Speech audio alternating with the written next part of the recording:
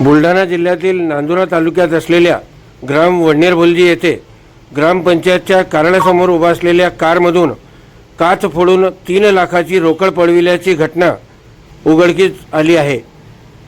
विशेष म्हणजे 22 जुलैच्या दुपारी 12 वाजून ते दुपारी 2 वाजेपर्यंत ही भरदिवसा घटना घडल्याने एकच खळबळ उडाली आहे।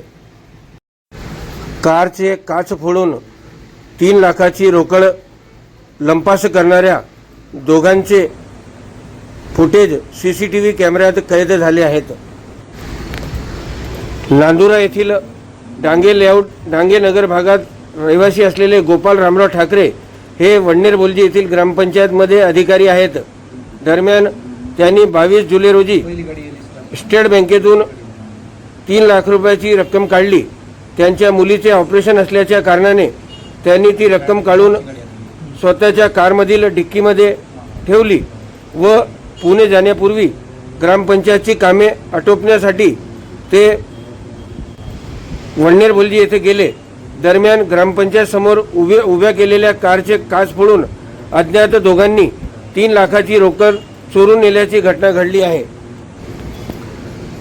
गोपाल ठाकरे हे त्यांची विस्टा कार क्रमांक MS28V1805 ही ग्रामपंचायत कार्यालयाच्या आवारात उभी करून ग्राम वडनेरभोलजी येथे कार्यालयात गेले। दरम्यान कार्यालयातून दुपारी 2 वाजता बाहेर आले असता त्यांना गाडीचे डावीकडील समोरील साईडचे काच फुटलेले दिसून आले। तसेच गाडीच्या आतील डॅशबोर्डचे डिक्कीचा दरवाजाही सुद्धा उघडा दिसून आला।